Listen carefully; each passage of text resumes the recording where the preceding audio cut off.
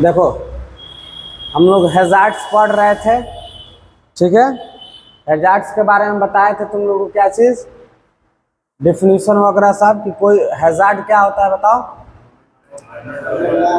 हाँ, laboratory hazard पढ़ा दे, ठीक है ना। तो लैब में कोई भी मटेरियल, ठीक है ना, या इन्फेक्शियस मटेरियल हो या नॉर्मल, ठीक है, जो रखा हुआ है, जो हमको क्या करे, हार्म करे या इन्वायरमेंट को पॉल्यूट करे, ठीक है, दोनों में से कोई एक भी काम करेगा तो उसको क्या बोल देंगे, लेबोरेटरी हैजार्ड। चूंकि लैब में रखा हुआ है इसीलिए उसको लेबोरेटरी हैजार्ड बोला जा रहा है, ठीक है।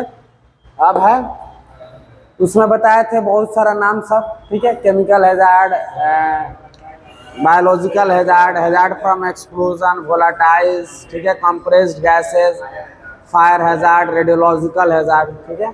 तो उसी में एक है बायोलॉजिकल हैजार्ड, और लास्ट में एक दिन फायर हैजार्ड पढ़ेंगे, ठीक है। फायर हैजार्ड में चूंकि तीन दिन लगेगा, 2-3 दिन, ठीक है ना, बड़ा थोड़ा टॉपिक रहता है, इसलिए सोचे उसको लास्ट में पढ़ाने के लिए, ठीक है ना, तो और कोई बात नहीं है, ठीक है। आज पढ़ रहे हैं क्या चीज़, बायोलॉजिकल हैजार्ड। और बायोलॉजिकल से नाम ही पता चल रहा है कि वैसा हैजार्ड, ठीक है ना, रिलेटेड टू बायो है, ठीक है, बायो मटेरियल, बायो मतलब जिसमें जीवित हो, ठीक है। तो कोई भी स्पेसिमेन जिसमें क्या है, जो इन्फेक्शियस हो, जिसमें माइक्रो ऑर्गेनिज्म सब रहे, ठीक है। अब माइक्रो ऑर्गेनिज्म क्या करता है, हमको बीमारी क्या करता है, इन्फेक्शन फैलाता है, बहुत सारा बीमारी होता है, तो हमको बीमारी हुआ, नुकसान पहुंचा है, किससे, जो स्पेसिमेन लैब में रखा हुआ है, ठीक है, तो उसी को क्या बोल देते हैं, बायोलॉजिकल हैजार्ड्स, ठीक है। तो बायोलॉजिकल हैजार्ड, बायोलॉजिकल मटेरियल है कि नहीं, स्पेसिमेन है कि नहीं, उसमें जिंदा है ना माइक्रो ऑर्गेनिज्म सब, तो जिसमें जिंदा है उसको क्या बोलते हैं, बायो बोलते हैं ना। बायोलॉजी क्या होता है, स्टडी ऑफ लिविंग ऑर्गेनिज्म, ठीक है, जो भी जिंदा है, जीव जंतु है, उसके बारे में पढ़ते हैं, तो वही है बायोलॉजिकल हैजार्ड का वैसा स्पेसिमेन जो हमारे लैब में रखा हुआ है, जिससे हमको इन्फेक्शन हो सकता है और वो मतलब जीवित भी हो, तो क्या होगा, जैसे माइक्रो ऑर्गेनिज्म उसमें रहेगा, जैसे यूरिन का स्पूटम, बहुत सारा सैंपल हो सकता है, सीमेन, CSF, ये सब, जिसमें माइक्रो ऑर्गेनिज्म पाया जा रहा है, बैक्टीरिया है, ईस्ट है, फंगस है, समझ में आ रहा है। उस सब से अगर मानो डायरेक्ट कांटेक्ट में आ गए, ठीक है, तो क्या हो सकता है, हमको इन्फेक्शन हो सकता है। जैसे मानो स्पूटम है, स्पूटम का हम लोग क्या करते हैं, स्टेन सब बनाते हैं, FVS या कल्चर करवाते हैं, तो मानो कल्चर, ड्यूरिंग कल्चर के समय, ठीक है, हम क्या किए, उससे संपर्क में आ गए, ठीक है, या कोई भी माइक्रो ऑर्गेनिज्म है, यूरिन, स्टूल, ये सब कोई टेस्ट कर रहे हैं, क्या किसी भी माध्यम से उसका माइक्रो ऑर्गेनिज्म जो उसमें प्रेजेंट है वो हमारे शरीर में इंटर कर गया, ठीक है, और इंटर करेगा तो क्या होगा, इन्फेक्शन सब फैलाएगा, ठीक है ना। तो उसी को क्या बोलेंगे सब, उसी बायोलॉजिकल हैजार्ड, ठीक है, क्योंकि वो इन्फेक्शन हमको नुकसान पहुंचा रहा है, ठीक है, और वो चूंकि बायोलॉजिकल है, जीवित है, इसीलिए उसको क्या बोल दे रहा है, बायोलॉजिकल बोल दे रहा है, समझ में आया। उसी से नाम पड़ गया है बायोलॉजिकल हैजार्ड, कंफ्यूजन नहीं ना है किसी को, या ध्यान रखना, ठीक है। अब ये बोल रहा है कि exposure to infectious agent such as hepatitis B virus and HIV can result from, ठीक है। अब चूंकि हम तुमको बताए थे कि कोई भी लैब में आदमी क्या करता है, काम उम करता है, ठीक है, तो बताए थे कि क्या सबसे इन्फेक्शियस क्या है, हेपेटाइटिस बी वायरस, ठीक है ना, सबसे ज़्यादा इन्फेक्शन फैलने वाला है, ठीक है। थोड़ा सा भी कुछ अचूक होगा तुमसे, कोई इन्फेक्शियस मटेरियल आ गया जिसमें हेपेटाइटिस बी का वायरस है, ठीक है, तो तुरंत तुमको अगर बैरियर सब नहीं रहेगा या तुम अच्छा सा प्रोटेक्शन यूज़ नहीं करो, जो भी तुम्हारा PPE है, तुरंत तुमको हो जाएगा, ठीक है ना। सबसे ज़्यादा इन्फेक्शन फैलने वाला है, और HIV भी होता है, ठीक है। तो जो भी हेपेटाइटिस बी वायरस से या HIV जो बीमारी सब है, ठीक है, hepatitis B virus, hepatitis B या HIV, ठीक है ना, ये इन्फेक्शन क्या होगा, तुरंत तुमको फैल सकता है, और कैसे फैलता है जनरली वो बता रहा है, ठीक है। लैब में अगर कोई आदमी काम कर रहा है तो HIV, हेपेटाइटिस बी वायरस, ठीक है ना, और HIV, ये दो बहुत कॉमन इन्फेक्शियस एजेंट है, ठीक है ना। हेपेटाइटिस बी, ठीक है, और HIV बहुत ज़्यादा इन्फेक्शन मतलब फैलता है, ठीक है। तो किससे किससे फैल सकता है, तो पहले वो पहले बताया था ना कि हैजार्ड कैसे होता है, उसके बाद बचाव कैसे करेंगे, ठीक है। तो यही है कि हैजार्ड कैसे हो रहा था, हैजार्ड में कौन है, हेपेटाइटिस बी और HIV, ठीक है। तो हमको इन्फेक्शन फैल रहा है, बीमारी हो रहा है, उसको क्या हैजार्ड बोलेंगे कि नहीं, तो वो कैसे कैसे हो रहा है पहले उसको देखेंगे, ठीक है। तो एक्सीडेंट्स पंचर फ्रॉम नीडल्स, तुमको बताया था कोई भी यूज नीडल्स है, मानो और इन्फेक्टेड पर्सन का उससे हम मानो सैंपल निकाले हुए, समझ में आ रहा है। अगर वो प्रिक होगा तो क्या हो सकता है, हमको HIV या हेपेटाइटिस भी हो सकता है, ठीक है। तो इसीलिए बताए थे कि कभी भी कवर लगाने का टेक्निक बताए थे कि उसको क्या करना, लगाकर उसके बाद ही ऐंठना है, ठीक है, ऐसे करके नहीं करना है, ठीक है। इसको करने से क्या होगा कि अगर मानो कैप में नहीं गया तो हाथ में भूख सकता है, ये सब बताए थे टेक्निक सब। उसके बाद ग्लव्स वगैरह हमेशा यूज करना है, ठीक है, तो उससे ध्यान रखना है। तो इससे क्या होगा, तुमको नीडल से बच सकता है। उसके बाद हमेशा बताए थे कि व्हाइट कलर कंटेनर में जब भी नीडल यूज कर क्या करना है, जो भी प्लास्टिक कंटेनर है, ठीक है ना, थोड़ा हार्ड रहता है वो, उसी में रखना है, पंचर प्रूफ, ठीक है ना। ऐसा नहीं कि प्लास्टिक में रख दिया, पता चला उसको भोग के बाहर निकल गया, गया छूना, तुमको भी लग गया, ठीक है ना। तो वो सब खैर प्रिकॉशंस में बताएंगे। तो पहले बता रहे हैं कैसे हो सकता है। तो सबसे पहले accidental puncture from needle. Accidental puncture मतलब क्या होता है कि तुम जानबूझ कर नहीं, समझ में आ रहा है, गलती से, जैसे मानो कि इसको लगा रहा है, तुमको हो गया, ठीक है। उसके बाद ऐसा ही कर करके मतलब किसी भी माध्यम से अगर तुमको पंचर हो गया, ठीक है ना, हो गया तो क्या होगा, HIV और हेपेटाइटिस बी का तुमको खतरा बना रहा है, ठीक है, इससे हो सकता है। दूसरा, spraying of infectious material by needle by syringe and spillage on the bench top. तुमको बताए थे कि बेंच टॉप को देखो, कोई भी मटेरियल स्पेसिमेन ले रहे हैं, ब्लड सैंपल मानो ले रहे हैं या कोई भी स्पेसिमेन, तो तुम लोग को बताया था क्या चीज़, प्रॉपर प्रोटेक्शन के साथ, ठीक है, ग्लव्स वगैरह पहन कर। बोले थे ब्लड व्लड इधर उधर छीटना नहीं है, वर्क बेंच पर काम कर रहे तो उस पर भी स्पिलेज नहीं होना चाहिए। अगर हो गया तो बताया था हाइपोक्लोराइड सॉल्यूशन ये सब डालकर क्या करना है, साफ सुथरा कर देना है, ठीक है।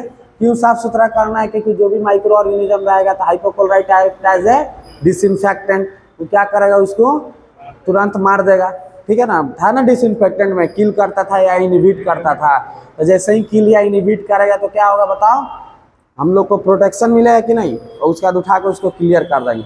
वही अगर मानो कि तुम अगर काम कर रहे हो, ठीक है, और क्या हुआ, मानो जिस बेंच पे काम कर रहे हो ना, वर्किंग बेंच पे, उस पर अगर गिर गया या नीडल उडल से मानो कि कहीं लग गया, ठीक है, या उससे क्या हुआ, कोई मानो खींचा ऐसे दाब दिया, अरे समझ में आ रहा है। अगर इस सब में भी अगर मानो कि इन्फेक्शियस मटेरियल है, ठीक है, इन्फेक्शियस कोई माइक्रो ऑर्गेनिज्म है, तो तुरंत तुमको क्या हो सकता है, इन्फेक्शन फैल सकता है, ठीक है ना। तो उस सबसे क्या करना है, बच कर रहना है। तो वहीं लिख रहा है कि स्प्रेइंग ऑफ, ठीक है, मतलब मानो कि सिरिंज में अगर तुम ब्लड लिया है या कोई भी स्पेसिमेन लिया है तो उसको छीटना नहीं है, ठीक है ना। जैसे सैंपल लिया जिस कंटेनर में रखना उसको रख देना है। या काम करते वक्त तुमको क्या हुआ, मानो वर्किंग बेंच पे क्या हुआ, स्प्लिट हो गया, उस पर गिर गया, ठीक है ना, स्पिलेज हो गया, तो उसको क्या करना, हाइपोक्लोराइड सॉल्यूशन वगैरह डालकर क्या करना, तुरंत साफ सुथरा करना है, ठीक है ना, वहाँ का माइक्रो ऑर्गेनिज्म को हटाना है, ठीक है। नहीं तो क्या होगा, फिर तुमको HIV या HIV या हेपेटाइटिस भी क्या हो सकता है, फैल सकता है, समझ में आया। तीसरा क्या है, सेंट्रीफ्यूज एक्सीडेंट। क्या है, सेंट्रीफ्यूज एक्सीडेंट, ये बहुत इंपॉर्टेंट है। इसमें क्या होता है ना, देखो लोग बहुत सारे गलती, हम लोग भी क्या करते हैं, सेंट्रीफ्यूजेशन मशीन में क्या करते हैं, कोई भी सैंपल को, ब्लड वगैरह हो गया या कुछ भी को डालते हैं, ठीक है, रोटेट करवाते हैं, ठीक है, रोटेट करवा कर क्या करते हैं, सैंपल निकाल लेते हैं। लेकिन बहुत सारा केस में अगर तुम प्रॉपर हैंडल नहीं करेगा, ठीक है ना, जैसे लगाना है, ट्यूब में रखा रहता है, ठीक है, गोल टाइप का मशीन रहता है जो नचता है खूब स्पीड में, अगर उसमें प्रॉपर एक्यूरेट तुम नहीं रखा, ठीक है, तो क्या होगा, और उसमें क्या होता है, वेट बैलेंस करना पड़ता है, ठीक है, एक इधर रखा तो एक इधर भी रखा, जैसे मानो कि देखो ऐसा मानो गोल रहता है तो एक यहाँ पर आएगा, ऐसे ऐसे करके, समझ में आ रहा है, 1 2 3 4 5 6। तो मानो कि इसमें अगर तुम टेस्ट ट्यूब रखा, ठीक है ना, या सैंपल रखा उसको सेंट्रीफ्यूज कर रहा है, तो इसमें भी उतना ही वेट का कुछ ना कुछ डालना पड़ेगा। अगर इसमें डाला तो उसको ऐसे, तो ये क्या होगा, अपोजिट डायरेक्शन में, समझ में आ रहा है। एक डालना होगा, एक यहाँ पर डालेगा तो यहाँ पर, या यहाँ डालेगा तो यहाँ पर भी डालना पड़ेगा। अब 6 है तो कोनो बात नहीं है, 6 बैलेंस है। अगर 4 रहेगा तो एक यहाँ पर डाला तो एक यहाँ पर भी डालना पड़ेगा, एक यहाँ है तो एक यहाँ पे, ठीक है ना। ऐसा नहीं कि 1 2 3 4 डाल दिए, इधर 2 छोड़ दिए, ठीक है, तो वेट बैलेंस नहीं हुआ था, क्योंकि वो बहुत स्पीड में नाचता है, ठीक है ना। 1000 RPM 1500 RPM, मतलब 1 मिनट में 1500 बार वो चक्कर मार देता है, समझ रहा है कितना स्पीड नाच रहा होगा। तो थोड़ा सा भी वेट डिसबैलेंस होगा तो क्या होगा, एक और भारी एक और हल्का, तो खट खट खट खट आवाज़ करने लगता है, समझ में आ रहा है। आवाज़ क्या होगा, आवाज़ बहुत तेज करने लगेगा, ठीक है, या सैंपल क्या होगा, स्प्लिट हो जाएगा, इधर उधर गिर जाएगा, समझ में आ रहा है। और वहीं बैलेंस रहेगा तो क्या होगा, एक बार में पूरा गोल गोल गोल गोल नचेगा तो स्प्लिट होगा, नहीं होगा सैंपल। तो क्या होगा, अगर मानो कि वो उस टाइप की गलती कर दिए हैं, या मानो कि रखते समय मानो कि वो गिर गया हल्का सा सैंपल, तो ये क्या करना है, सेंट्रीफ्यूज मशीन को भी क्या करना है, उसको डिसइंफेक्टेंट करना, पोछ पाछ के साफ सुथरा करना है, समझ में आ रहा है। लेकिन लोग क्या करते हैं, इस पर ध्यान ही नहीं देते, रखते हैं सैंपल, देखते नहीं रहा, ऐसा ही लगा देते हैं। ठीक है, थोड़ा सा भी मटेरियल इसमें थोड़ा सा भी अगर गिर जा रहा है सैंपल सब, तो उसको क्या करना, तुरंत साफ करना, ठीक है ना, क्योंकि यूरिन का भी सेंट्रीफ्यूज किया जाता है। सेकेंड ईयर में बताएंगे यूरिन वगैरह का क्या होगा कि कास्ट क्रिस्टल या कुछ भी पढ़ना है माइक्रो ऑर्गेनिज्म के बारे में, तो उसमें बहुत तेज में नचाया जाता है, और उसका नीचे वाला जो रहता है वही सब मटेरियल लिया जाता है, ठीक है ना, ऊपर वाला सुपरनेटेंट फेंक दिया जाता है, ठीक है। तो उसको सेंट्रीफ्यूज किया जाता है माइक्रोस्कोपी करने के लिए, ठीक है। तो सब बताएंगे, तो सेंट्रीफ्यूज करने के लिए ब्लड कर सकते हो, ये कर सकते हो, और सब बहुत सारा केमिकल कर सकते हो, समझ में, केमिकल बोल रहे हैं, स्पेसिमेन कर सकते हो। तो मानो तरह तरह का स्पेसिमेन आ रहा था, तरह तरह का माइक्रो ऑर्गेनिज्म भी तो रहेगा, ठीक है। तो माइक्रो ऑर्गेनिज्म मानो उसमें लग गया, या मानो कि छलका कोई स्पेसिमेन उसमें गिरा, उससे माइक्रो ऑर्गेनिज्म, तो बार बार हाथ लगाओगे, इधर करोगे, समझ में आ रहा है, तो क्या हो सकता है, तुमको इन्फेक्शन फैल सकता है। तो इसको भी क्या करना, साफ सुथरा रखना, नहीं तो इससे भी HIV और हेपेटाइटिस भी हो सकता है। दूसरा, कट्स और scratches from the contaminated vessels, ठीक है। अगर मानो कि कोई वेसल्स है जिसमें सैंपल रखे हुए, मानो टेस्ट ट्यूब है, उसमें यूरिन सैंपल रखे हुए हैं, ठीक है, या ब्लड है, वाइल वगैरह जिसमें मानो कि ब्लड सैंपल रखे हुए हैं, अगर मानो उससे क्या हो गया, टूट गया, उससे मानो नोचरा गया, होता है ना, नोचा जाता है सब, या मानो हल गया, तो उस सबसे भी क्या होगा, HIV और हेपेटाइटिस भी हो सकता है। वहीं लिख रहा है कट लग गया, टेस्ट ट्यूब वगैरह क्या बताए थे, बोरोसिलिकेट ये सब का बड़ा हुआ रहता है, ग्लासवेयर सब रहता है ना, तो सबसे हाथ तो कट नहीं सकता है अगर फुट फाट गया तो, या मानो कि तुम हल गया, या लैब में गिर गया पैर पर, या कुछ भी हो गया, ठीक है, तो उससे भी हो सकता है। या स्क्रैचेस फ्रॉम कंटामिनेटेड, कोई भी कंटामिनेटेड वेसल से, कंटामिनेटेड मतलब जिसमें इन्फेक्शन हो, ठीक है ना, जो भी माइक्रो ऑर्गेनिज्म से क्या है, कंटामिनेटेड है, मतलब उसमें माइक्रो ऑर्गेनिज्म लगा रखा हुआ था, तो उसमें रहेगा ना, तो वो क्या होगा, कंटामिनेटेड होगा। जब तक उसको साफ सुथरा स्टेरलाइज्ड या डिसइंफेक्टेड नहीं करते, तब तक वो कंटामिनेटेड, जैसे मानो थाली खाकर नहीं धोएगा तो गंदा नहीं रहेगा ना,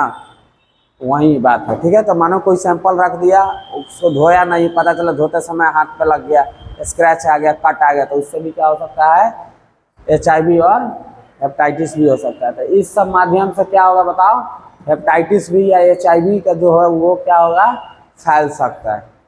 समझ में आया, मतलब कोई लैब में स्पेसिमेन रखा हुआ है, बायोलॉजिकल स्पेसिमेन, तो इतना मेथड से उसको HIV या हेपेटाइटिस बी का हैजार्ड, अब इन्फेक्शन है तो मतलब इन्फेक्शन हो सकता है, तो वो हमारे लिए हैजार्ड ही हो गया ना। तो ये पहले बताएंगे तुमको कैसे इन्फेक्शन फैल सकता है, ठीक है ना, HIV और हेपेटाइटिस बी का, ठीक है। अब बताएंगे कि क्या क्या प्रिकॉशन लेंगे, क्या क्या प्रिकॉशन लेंगे, ताकि क्या होगा, उससे हम लोग बच सके, ठीक है ना। कौन कौन सा प्रिकॉशंस लेंगे जिससे हम लोग वो बच सके, ठीक है ना।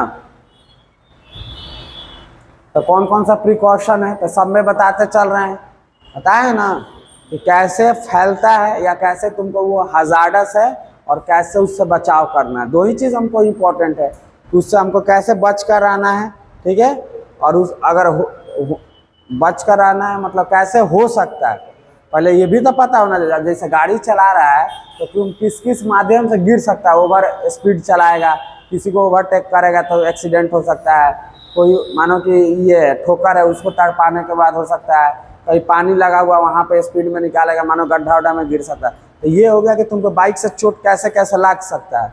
अब फिर आएगा कि तुम बचोगे कैसे, तो क्या होगा, जहाँ पानी लगा रहेगा स्लो कर लेंगे, ठीक है, ठोकर आएगा तो स्लो करेंगे, ओवरटेक नहीं करेंगे, तो ये सब क्या होगा, प्रिकॉशन। अब वो हो गया कैसे कैसे चोट लग सकता है, समझ में आ रहा है। तो वहीं हम पढ़ा रहे हैं, पहले पढ़ा रहे हैं कोई भी हजार्ड का वो कैसे कैसे तुमको नुकसान कर सकता है, इंजरी कैसे कर सकता है, इन्फेक्शन कैसे फैला सकता है, और फिर बाद में तुमको बता रहे हैं कि कौन कौन सा स्टेप या प्रिकॉशन लेंगे चूँकि उससे हमको बच सके, ठीक है ना, उससे इन्फेक्शन नहीं हो सके, ठीक है ना। तो सब में पढ़ा रहे हैं, ठीक है ना, तो इसको ध्यान रखना। तो उसके वहीं है precaution taken while handling biological specimen, biological specimen को संभालते समय, ठीक है, या एनालिसिस करते समय, टेस्ट करते समय कौन कौन सा प्रिकॉशन लेंगे चूँकि वो हमको नहीं हो, ठीक है ना। तो सबसे पहले में है नेवर परफॉर्म माउथ पिपेटिंग, ठीक है। मुंह से जब भी कोई भी स्पेसिमेन क्या होता है, खींचना उछना रहता है, ठीक है। जैसे बहुत सारा करते हैं, जैसे क्या हो गया, हीमोग्लोबिन वाला हो गया, तो क्या करता है लोग माउथ पिपेटिंग करता है, ठीक है। तो उस सब में ब्लड व्लड मानो किसी भी पेशेंट का है, ठीक है, तो पेशेंट का ही ना करोगे हीमोग्लोबिन टेस्ट, या तुम कोई भी आदमी आएगा तो बताए थे कि कोई भी सैंपल या स्पेसिमेन लैब में आ रहा है उसको हमको पोटेंशियल हैजार्डस मानना है, ठीक है ना, उसको छूछा नहीं करना है, ठीक है, इन्फेक्शियस मानना है। तो वही है कि never perform mouth pipetting of infectious material. कोई भी मटेरियल या कोई भी सैंपल आ रहा है, इन्फेक्शियस हो क्या नहीं हो, सबको माउथ पिपेटिंग नहीं करना है, ठीक है ना, भूल कर भी नहीं, ठीक है, क्योंकि तुम तो जानता नहीं हो इन्फेक्शियस है कि नहीं है, ठीक है। तो वो माउथ पिपेटिंग कभी भी तुमको नहीं करना है, पहला पॉइंट। दूसरा है hepatitis B vaccine should be offer to all the lab employ.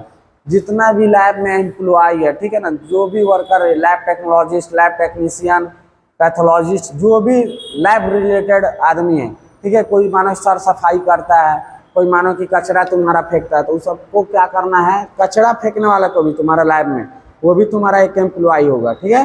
तो उसको भी क्या करना है, हेपेटाइटिस बी वायरस का वैक्सीन सब देना है। बताएं क्यों, क्योंकि सबसे ज़्यादा इन्फेक्शियस यही होता है, ठीक है। तो उस देना, क्योंकि मानो कि वो साफ सफाई कर रहा है तो उसको नीडल प्रिक हो सकता है, ठीक है। मानो कि तुमको टेस्टिव या स्लाइड सब धो रहा है तो उससे तो उसका हाथ कट सकता है, ठीक है। तो उसको भी बचाना है, जो भी साफ सफाई कर रहा है, तुमको भी बचना है, जो पैथोलॉजिस्ट है मेन, मतलब जितना भी रिलेटेड टू मेडिकल फील्ड है, ठीक है, सबको क्या करना चाहिए, हेपेटाइटिस बी का वैक्सीन ले ही लेना चाहिए, खास करके लैब वाले लोग को, ठीक है।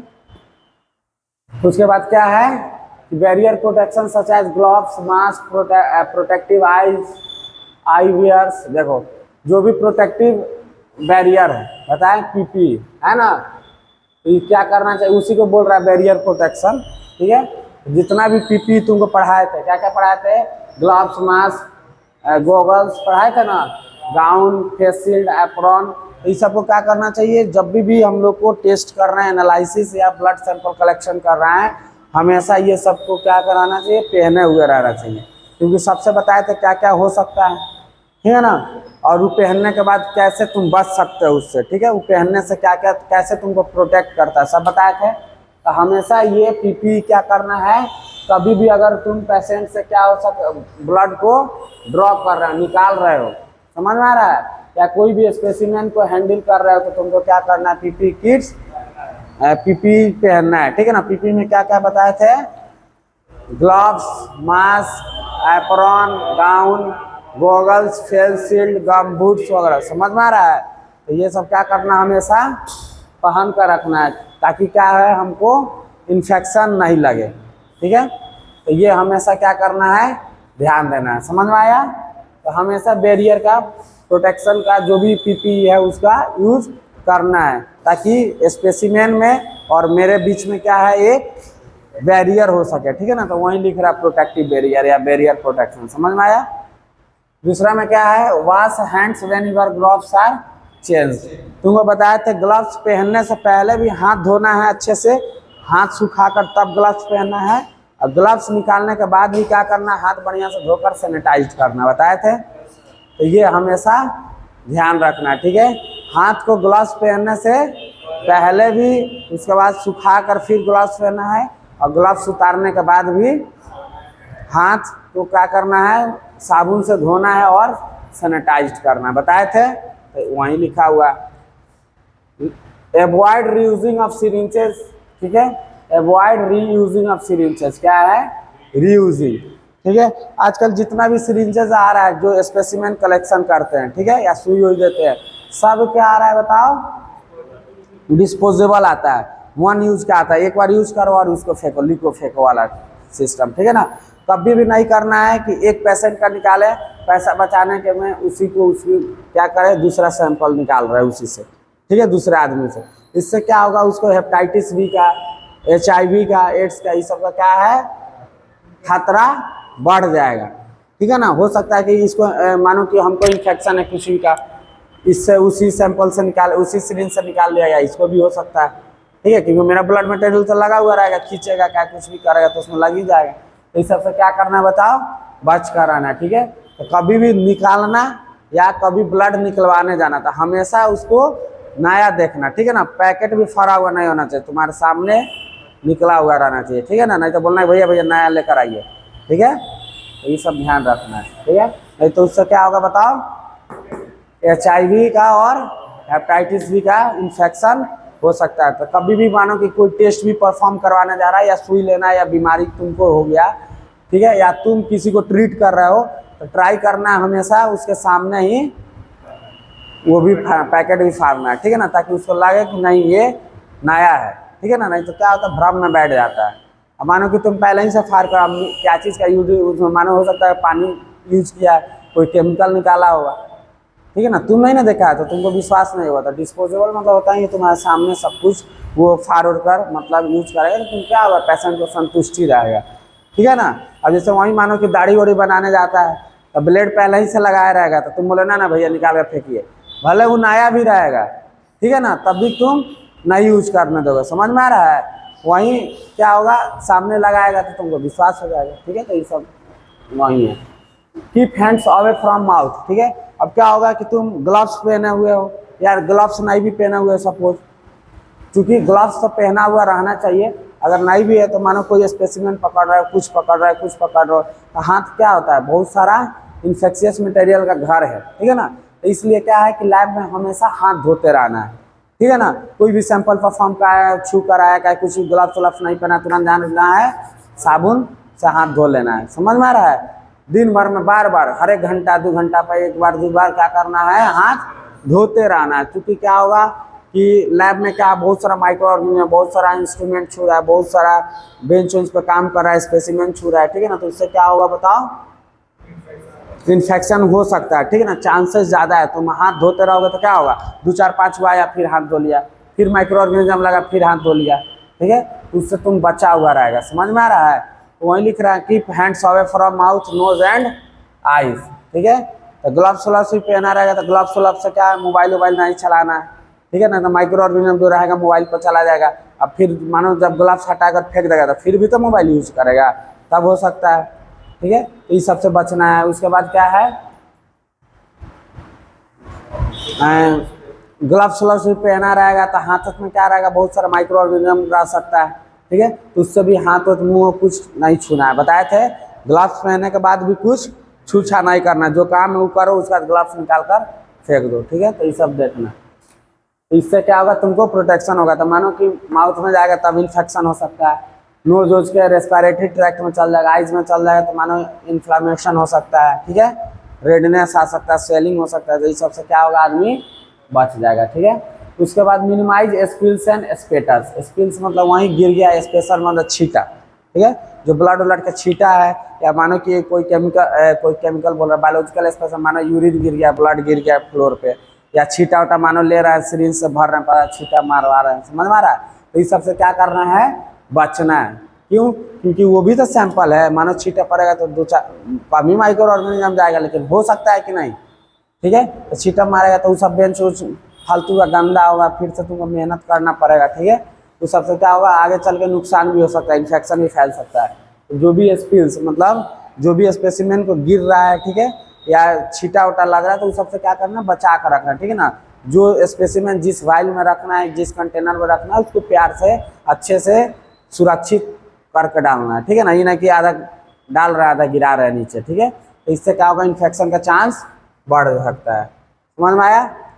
Never leave infectious material unlabelled, कोई भी सैंपल हम पर निकाल लिया या यूरिन आया, स्टूल आया, सीमेन, CSF, Asiatic fluid, pleural fluid, समझ में आ रहा है। कोई भी सैंपल तुम्हारे अगर लैब में आ रहा है तो उसको लेवल कर कर ही छोड़ना चाहिए कि पेशेंट का नाम क्या है, कौन सा रजिस्ट्रेशन नंबर है, कौन सा लैब से आया, मतलब जो भी उस पर लिखते हैं एज नेम एज सेक्स, सब समझ में आ रहा है। जो भी लिखा हुआ रहेगा तो उसको क्या करना है मिनिमम रजिस्ट्रेशन नंबर नाम तो लिख ही देना है, ठीक है ना, और उसका एज हो, इससे पता चलेगा कि क्या नाम है कि कौन सा। क्योंकि मानो कि 1 2 3 4 को आप रख दिया, चला गया 2 4 घंटा लैब के बाद पता नहीं चला कौन स्पेसिमेन किसका है, ठीक है। तो तुम टेस्ट कैसे करोगे, मानो कि मेरा ब्लड है, तुम्हारा मेरा इसका सब रखा हुआ है एक साथ, अब लेबलिंग किया ही नहीं है, तुम्हारा कौन है मेरा कौन है इसका कौन है, समझ में आ रहा है।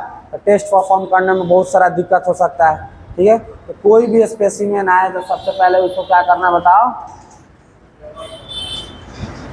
अनलेबल्ड नहीं छोड़ना है, मतलब लेबल कर देना है, ठीक है ना। तो हम उल्टा लिखे है कि नेवर लिव इन्फेक्शियस, कोई भी इन्फेक्शियस मटेरियल या स्पेसिमेन आता है तुम्हारे लैब में तो उसको अनलेबल छोड़ना नहीं है, ठीक है ना। ऐसा ही नहीं खाली छोड़ दिए, उसको हमेशा लेबलिंग करके रखना है, ठीक है।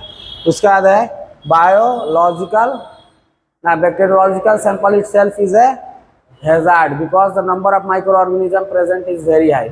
अब कोई भी बैक्टीरियोलॉजिकल सैंपल आ रहा है, ठीक है, तो उसमें बैक्टीरिया तो रहेगा ही। अब बैक्टीरिया का चूंकि संख्या ज़्यादा रहेगा, समझ में आ रहा है, तो खुद अपने आप में एक हैजार्ड है, क्योंकि छोटे सा सैंपल में या उस सैंपल में क्या होगा, नंबर ऑफ बैक्टीरिया बहुत ज़्यादा है, तो खुद में तुमको हैजार्ड है, ठीक है ना। थोड़ा सा भी उसके साथ मिस भी है, मतलब हैंडल अच्छा से नहीं किया है, ठीक है ना, इधर उधर रख दिया, तो क्या होगा, तुरंत तुमको नंबर ऑफ इन्फेक्शन तुमको कर सकता है, ठीक है। बहुत सारा इन्फेक्शियस डिजीज तुमको कर सकता है, इसीलिए क्या होगा, उसको हैंडल विथ केयर, ठीक है। तो इसीलिए ध्यान से उसको रखना है, लेबलिंग वबलिंग कर कर उसको छूछा नहीं करना है। तो वहीं बोल रहा है कि जो भी बैक्टीरियोलॉजिकल सैंपल है, ठीक है, जो बैक्टीरिया रिलेटेड सैंपल स्पेसिमेन मानो टेस्ट के लिए आ रहा है, इटसेल्फ इज ए हैजार्ड, वो खुद में अपने आप में क्या है, नुकसानदायक है। क्यों? क्योंकि छोटे से सैंपल में नंबर ऑफ जो माइक्रो ऑर्गेनिज्म है या बैक्टीरिया उसका क्या है, वेरी हाई है, बहुत ज़्यादा है, ठीक है ना। तो वो तुमको इन्फेक्शन का चांस ज़्यादा बढ़ा देगा, ठीक है ना, इन्फेक्शन तुमको होने का चांस ज़्यादा हो जाएगा, ठीक है। तो उससे हमेशा क्या करना बताओ, बच कर आना, ठीक है ना। तो ऐसा सैंपल को क्या करना है, बहुत केयर के साथ हैंडल करना है, ठीक है ना, उसको देख रेख बहुत अच्छे से करना है, ठीक है ना, बिना ग्लव्स मास्क वगैरह ये सब पहने छूछा नहीं करना है। नहीं तो उसमें बहुत सारा, एक छोटा सा सैंपल मानो ब्लड लिया, किसी को बैक्टीरियोलॉजिकल इन्फेक्शन है या पस लिया, क्या कुछ लिया, समझ में आ रहा है, तो हमको पता है कि इसमें बहुत सारा बैक्टीरिया, तो उसको हमेशा क्या करेंगे, मास्क ग्लव्स व्लव्स पहन कर जो चीज़ भी करना हुआ उसके साथ एनालिसिस या ब्लड टेस्ट कुछ भी करना है, ठीक है ना, पस वाला टेस्ट है या जेडन स्टैंडिंग ग्राम स्टैंडिंग कुछ भी करना है, तो हमेशा प्रिकॉशन प्रोटेक्शन या पीपी को यूज करके ही करेंगे, ठीक है ना। नहीं तो क्या होगा, आगे चल के बहुत दिक्कत हो सकता है, क्योंकि छोटे से सैंपल में मेरा नंबर ऑफ माइक्रो ऑर्गेनिज्म क्या है, बहुत ज़्यादा है, समझ में आया। Culture should be poured slowly. अब मानो कि कोई ब्लड व्लड आया, ठीक है, ब्लड में बैक्टीरिया है, तो उसको क्या कराएंगे, कल्चर करवाएंगे। कल्चर मतलब बताया था क्या चीज़, कि माइक्रो ऑर्गेनिज्म को उसमें खाना रहता है, उसको ग्रो करवाया जाता है कि कौन सा माइक्रो, जैसे मानो तुम्हारे ब्लड में कोई इन्फेक्शन हो गया तो तुमको पता नहीं लग रहा है, तो तुम क्या करोगे, उसको कल्चर मीडिया पर ग्रो करवाओगे। ग्रो कराओगे जो नंबर ऑफ जो माइक्रो ऑर्गेनिज्म रहे क्या करेगा, खाओ कर तुरंत बढ़ जाएगा, ठीक है ना। तो उससे हम कॉलोनी का क्या करेंगे, स्टडी करके ना हम उसको पता लगा सकते हैं कि कौन सा बैक्टीरिया इसमें इन्फेक्शन किए हुए था ब्लड में, समझ में आया। वैसा ही फंगस का करते हैं, वैसा ही बहुत सारा बैक्टीरिया का करते हैं, ठीक है। टीबी ओबी का भी सब कल्चर, ये सब कल्चर सब कराया जाता है माइक्रो बैक्टीरियम का, समझ में आया। इन्फ्लुएंजा का सब बैक्टीरिया, डिप्थीरिया, जितना बैक्टीरिया लगभग सबका क्या किया जाता है, कल्चर करवाया जाता है। मतलब कोई भी सैंपल से लेकर उसको कल्चर प्लेट में रख देते हैं, ठीक है, उसको क्या करते हैं, रख देते हैं 1-2 दिन के लिए, ठीक है। सब बैक्टीरिया का अलग अलग, कोई 5 घंटा में हो जाता है, कोई 10 घंटा, कोई 20 घंटा, कोई 7 दिन लगाता है, कोई 14 दिन भी लगाता है, समझ में आ रहा है। डिपेंड्स ऑन द उसका ग्रोथ का रेट क्या है, ठीक है। तो उससे क्या होगा कि जो भी सैंपल आया, माना ब्लड सैंपल हमको कल्चर में डालना है, ठीक है, तो उसको क्या करना, हमेशा धीरे धीरे पोर करना, ही ना कि ऐसे करके एक बार डाल देते, क्या होगा, छलक लग जाएगा, इधर उधर स्पेटर हो जाएगा, समझ आ रहा है। तो उसको क्या करना, हमेशा धीरे धीरे स्लोली करना है। तो वही है कि कल्चर जब भी लगाना है तो उसको क्या करना है, धीरे धीरे पोर करना। अगर कोई लिक्विड वाला है, ठीक है, सैंपल, तो उसको स्लोली, जैसे यूरिन भी रहेगा तो उसको क्या करेंगे, स्लोली पोर करेंगे। Careless handling of culture can be hazardous to the lab personal, ठीक है। जो भी लैब में यूज या पर्सन है या एम्प्लॉय है, अगर उसको अच्छे से हैंडल नहीं कर रहा है तो उसको क्या हो सकता है, इन्फेक्शन हो सकता है, समझ में आ रहा है। उसके बाद क्या है कि bacterial loop should be heated from the far क्या है, एंड ऑफ द लूप। अब तुमको बताया था कि जो भी ऐसे लूप होता है ना, नाइक्रोम लूप ये सब बताया था, प्लेटिनम लूप ये सब, तो हमेशा यहाँ से इसको हीट नहीं करना, क्योंकि यहाँ पर सैंपल इससे इतना दूर से निकालेंगे ना, तो इधर से क्या करेंगे, इतना दूर उसको क्या करेंगे, रेड हॉट करेंगे, समझ में आ रहा है। ये नहीं कि इधर कर लेंगे इधर छोड़ देंगे, क्योंकि इधर ना लगा है बैक्टीरिया, तो वही लिख रहा है कि bacterial loop should be heated from the far end of the loop, loops must be cooled before touching inclusion. बताया था कि उसको क्या किया जाता है, ठंडा किया जाता है, ठीक है ना। अगर तुम ठंडा नहीं करोगे तो क्या होगा, जैसे बैक्टीरिया में डालोगे बैक्टीरिया मर जाएगा, समझ में आ रहा है। सैंपल में डालोगे उसको, सैंपल उठाकर कल्चर प्लेट में लगाने के लिए, मानो कि ये बॉक्स सैंपल है, ठीक है, और इसको कल्चर प्लेट में डालना है, तो अगर मानो कि हीट चीज़ डाल देंगे तो बैक्टीरिया मर जाएगा, तो ग्रोथ क्या करेगा, समझ में आ रहा है। तो इससे ही क्या होगा, नुकसान हो सकता है, समझ में आ रहा है। तो यही है, बोलो समझ में आया। तो ये सब है क्या चीज़ बताओ, बायोलॉजिकल हैजार्ड, कैसे कैसे तुमको हेल्प कर सकता है, तुमको हैजार्ड कैसे, इन्फेक्शन कैसे दे सकता है, हैजार्ड तुमको इंजरी कैसे कर सकता है, ठीक है।